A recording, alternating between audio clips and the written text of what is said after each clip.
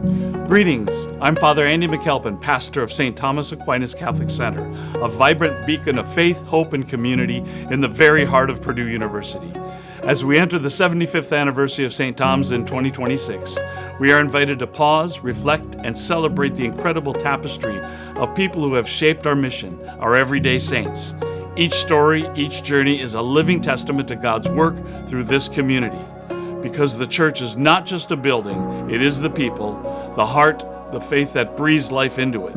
Listening to the journeys of those who have walked through these doors inspires us and reminds us of God's enduring presence among us. Thank you for being part of this beautiful legacy. May God bless you, and may He continue to bless St. Thomas for generations to come. I think why people continue to come back to St. Thomas is a place where faith is lived. Faith is not just preached, it's not just something we say. Particularly in two dimensions, St. Thomas is very different.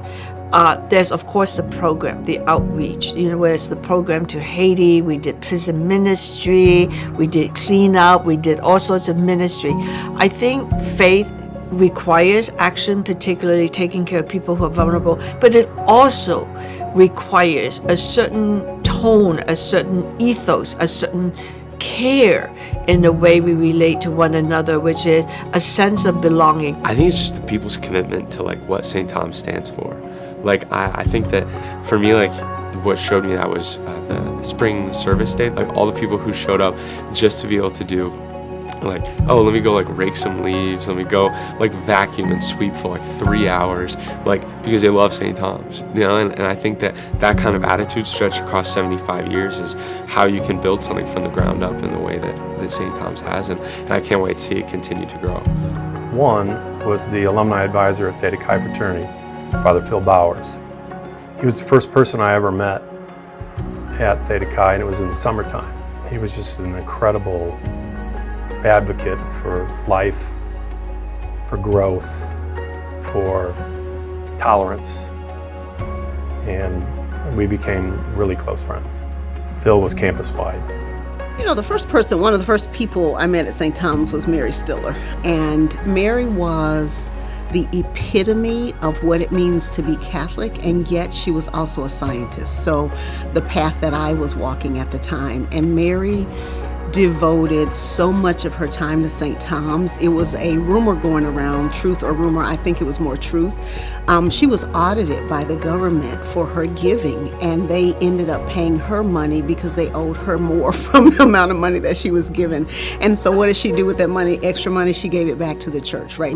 Just being a member of St. Thomas and seeing people not only doing what they do for a career, but then worshiping, and not only worshiping, but living the tenets of what it means to be a Catholic outside of the space. Those are the people that have influenced me in my life, or those everyday saints, if you will. And for me, it's the vibrancy. I mean, the vibrancy of Mass. When I'm up on the altar as a deacon, and we sing the Gloria, and you have 800 people singing, and it's singing loudly, it just sends shivers up my spine, because it's just so wonderful to see the number of people. And then I think so many organizations and opportunities for students and for residents to get involved.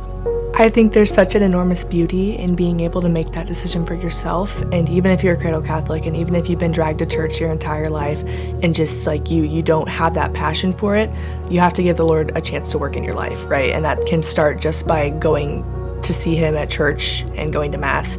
Even if you're just going through the motions, I would say, please go. Please let us welcome you here. I would summarize in 2 words. I would say service and love. Because if you love, you help the other people. And service is because how the Lord taught us to do. Be nice with people, help. Even if somebody slaps on your left cheek, turn and give the other one. So to forgive, and then as He has forgiven us for plenty of stuff, even He died on the cross for us. He was crucified for us. And then we don't even think about the value of forgiveness, So it's hard for me to think about one person. I would say all of them as a whole. We can a whole body, because that's Jesus, that's the church. Each of us is a piece of this big body.